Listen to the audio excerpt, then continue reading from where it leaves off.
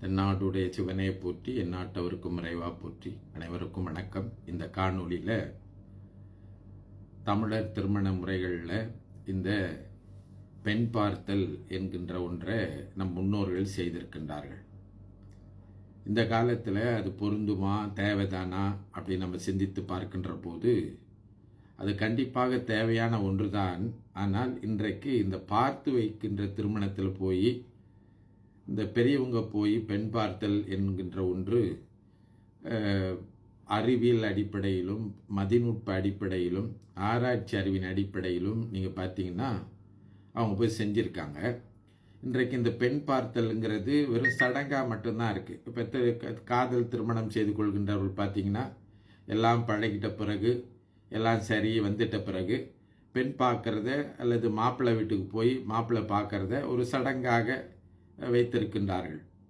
ஆனால் அடிப்படையில் இந்த திருமண பார்த்து வைக்கின்ற திருமணமாக இருந்தாலும் சரி அல்லது காதல் செய்து செய்கின்ற திருமணமாக இருந்தாலும் சரி, அந்த பார்க்க வேண்டிய கூறுகளை நம்மவர்கள் மிக தெளிவாக வகுத்து வைத்திருக்கின்றார்கள்.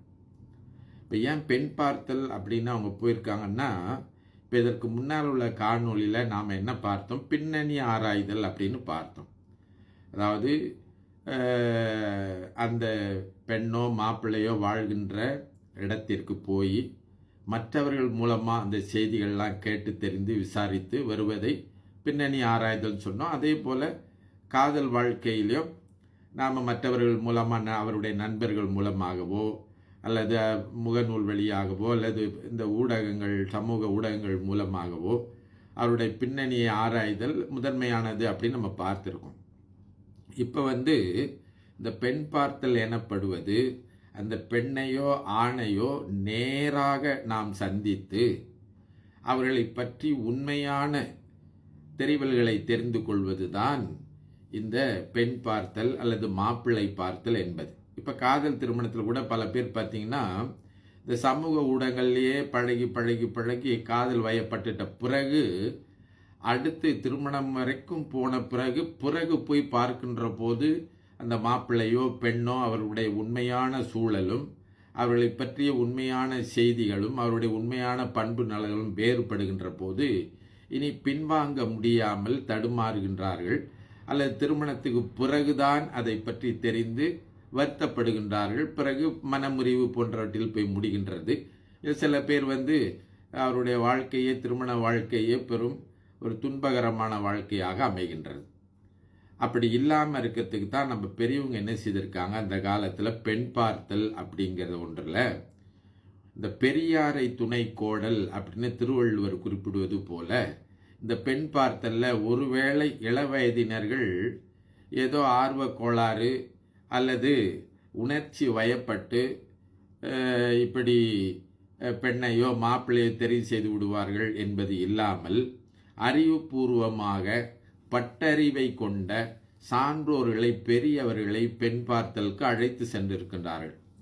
இந்த காதல் திருமணத்தில் கூட நாம் அதை சிந்தித்து பார்க்கலாம். நாம் உணர்ச்சி வயப்பட்டு ஏதோ ஒரு வேகத்தில் யாரையோ விரும்பிட்டுமா அல்லது காதல் வயப்பட்டுட்டுமா என்று பலர் பார்த்திங்கன்னா அந்த திருமணத்திற்கு பின்னால் நடக்கக்கூடியவற்றை எல்லாம் கூட மீறி தன்னை ஒப்படைத்து விடுகின்ற சூழலில் மாட்டிக்கொள்கின்றார்கள். அப்படி முதலிலே நம்மை ஒப்படைத்து கொள்ளாமல் அல்லது ஒரு கட்டுப்பாட்டுக்குள் அகப்பட்டு கொள்ளாமல் நாம் அறிவார்ந்தவர்களை கொண்டு நண்பர்களாக இருக்கலாம், சான்றோர்களாக இருக்கலாம், பெரியவராக இருக்கலாம், தெரிந்தவர்களாக இருக்கலாம், அவர்களை கொண்டு முறையாக சிந்தித்து பார்ப்பதற்கு ஒரு வாய்ப்பு கொடுத்த பிறகு நாம் நம் உள்ளத்தை கொடுப்பதோ அல்லது திருமணத்திற்கு ஒப்புக்கொள்வதோ போன்றவற்றை நாம் சிந்திக்க வேண்டியவர்களாக இருக்கின்றோம். அந்த அடிப்படையில் முன்பு காலத்தில் இந்த பெரியவங்க என்னத்தை போய் பார்த்துருக்காங்க அப்படின்னு பார்த்தீங்கன்னா, பெண் அழகாக இருக்குதா இல்லையாங்கிறதெல்லாம் ஒரு பக்கம் வேறுங்க. அதாவது புறத்தோற்றத்தில் பெண் மாப்பிள்ளைக்கு ஏற்ற உயரம் இருக்கின்றதா, உடல் பருமனாக இருக்கா, மெலிஞ்சிருக்காங்களா இல்லைங்களா, மாப்பிள்ளைக்கு ஏற்ற உடல் அளவு இருக்கிறாங்களா, அடுத்து பார்த்தீங்கன்னா செவலையாக இருக்காங்களா, கருப்பாக இருக்காங்களா, இது போன்ற உடல் கூறு புறநல கூறுகளை பார்ப்பதும் அதில் உண்டுதான். ஆனால் அது முதன்மையா அப்படின்னு பார்த்தீங்கன்னா, அதை காட்டிலும் வேறு சில கூறுகளை முதன்மையாக நம்முடையவர்கள் பெண் பார்த்தலில் அல்லது மாப்பிள்ளை பார்த்தலில் சிந்தித்திருக்கின்றார்கள்.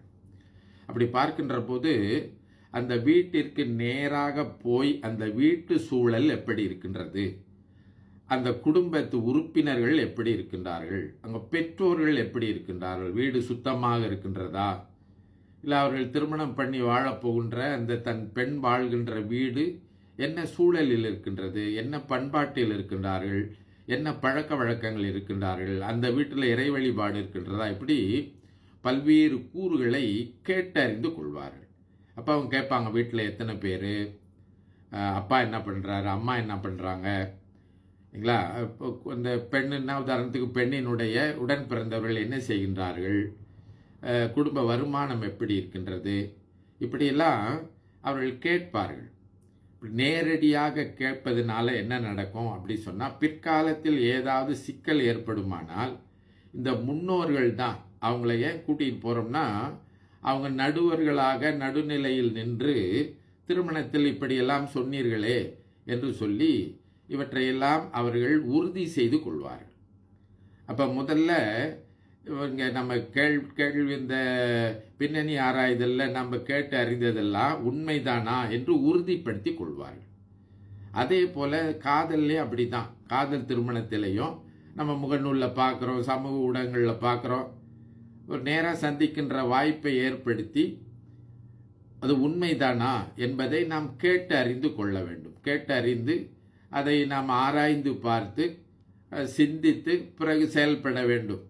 அந்த செயல்பட்ட செயல்களை எப்படி பெரியவர்கள் சீர்தூக்கி பார்த்து இது சரிப்பட்டு வருமா வராதா என்று அவருடைய கருத்தை தெரிவிப்பது போல, நாம் கூட இப்போ காதல் பண்ணுகின்ற போது நண்பர்களோ அல்லது பெரியவர்களோ யாராவது நம்பிக்கைக்குரியவர்களோ அவர்கள்ட்ட சொல்லி இது போன்ற குணங்கள் எல்லாம் பண்பு நலன்கள் எல்லாம் இந்த மாப்பிள்ளையிடம் இருக்கின்றது, அல்லது நான் விரும்புகின்ற பையன் இருக்கின்றது, பெண்ணிடத்தில் இருக்கின்றது, என்ன கருத்து தெரிவிக்கின்றாய் என்று கூட நாம் கேட்கலாம். இப்படி அதில் இன்னும் கொஞ்சம் கூட பார்த்தீங்கன்னா, இந்த ஆட தெரியுமா, பாட தெரியுமா, சமைக்க தெரியுமா அப்படிலாம் கேட்பாங்க. இது என்ன பரதநாட்டியம் அரங்கேற்றமாக பண்ண போது ஏன் ஆட தெரியுதா அப்படின்னு கேட்டிருக்காங்களா, அந்த பெண்ணினுடைய உடல்நல கூறு எப்படி இருக்கின்றது, உடல் உறுப்புகள் எல்லாம் சரியாக இருக்கின்றனவா, கை சரியா இருக்கா, கால் சரியா இருக்கா, கண் பார்வை சரியா இருக்கா, காது நல்லா கேட்குதா. இப்போ ஒரு ஆடலுக்கு இதெல்லாம் ரொம்ப தேவையானது. அப்போ நேரடியாக பார்த்து இந்த உடல்நல கூறுகள் சரியாக இருக்கின்றதா அப்படின்னு சொல்லி அவங்க கேட்டு தெரிஞ்சுக்குவாங்க. பாட தெரியுமான்னு கேட்டிங்கன்னா, ஒரு திருமுறை ஏதாவது பாடி வீட்டில் இறை வழிபாடு செய்யுமா, அது என்ன பாட்டு கச்சேரியாக பண்ண போகுது. அப்போ ஏன் பாட தெரியுமான்னு கேட்டிருக்காங்கன்னா, வீட்டில் வழிபாட்டில் ஒரு பாடல் சொல்லி இறை வழிபாடு செய்யுமா, அது பாட தெரியுமான்னு கேட்டிருக்காங்க. சமைக்க தெரியுமாங்கிறது இன்றைக்கு சமையல் ரொம்ப முதன்மையான ஒன்றாக இருக்கு இல்லைங்களா. நமக்கு பெண்களுக்கு அடிப்படையாக 3 தெரியணுன்றாங்க. ஒன்று மருந்து, 2வது உண்டி, 3வது முழுக்கு என்று இந்த 3 கூறுகள் பெண்கள் தெரிந்து வைத்திருக்க வேண்டும் அப்படின்னு சொல்கிறாங்க.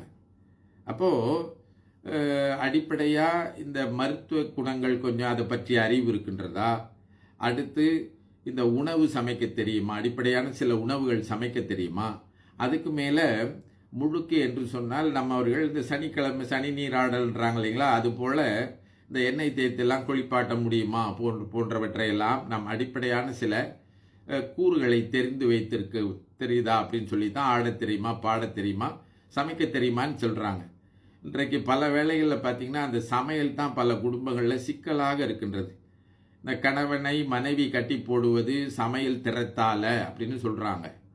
அதே போல் பெண் தான் சமைக்க வேண்டும் இல்லை, ஆணு கூட இந்த ஆற்றல்கள்லாம் இருக்குன்னு சொன்னால் ஒருவருக்கு ஒருவர் மிக துணையாக அறிவார்ந்த மிகச்சிறந்த இணையர்களாக வாழ முடியும் என்பதற்காகத்தான் அவங்க என்ன செஞ்சுருக்காங்க, இந்த ஆட தெரியுமா பாட தெரியுமான்னு கேட்டிருக்காங்க. அடுத்து இந்த பெண் பாத்திரத்தில் பார்த்திங்கன்னா வழக்கமாக இந்த பெண் கொண்டு வந்திருக்கின்றவர்களுக்கு விருந்தோம்பல் செய்வாங்க. தேநீர் பலகாரம்லாம் கொண்டு வந்து கொடுப்பாங்க. அப்படி கொடுக்கின்ற போது அந்த பெண்ணினுடைய பண்பு நலன் எப்படி இருக்கின்றது, அவள் எப்படி நடந்து கொள்கின்றாள் இல்லைங்களா, அந்த அவளுடைய நடையுடை பாவனையை வைத்தே வந்திருக்கின்ற சான்றோர்கள் இவள் நம் வீட்டிற்கு பொருத்தமுடையவளாக இருப்பாளா என்றெல்லாம் இப்படி ஆராய்ந்து அறியக்கூடியவர்களாக இருப்பார்கள். இதை நாம் காதல் திரும்ப வாழ்க்கையிலும் இதை சிந்தித்து பார்க்க வேண்டும். இவற்றையெல்லாம் சீர்தூக்கி பார்த்த பிறகு நாம் ஒரு முடிவுக்கு வர்றேன், நாங்கள் போய் பதிலை தெரிவிக்கிறோன்னு சொல்லுவாங்க. அதே போன்று காதல் செய்கின்றவரும் சிந்திக்க வேண்டும். திருச்சிற்றம்பலம்.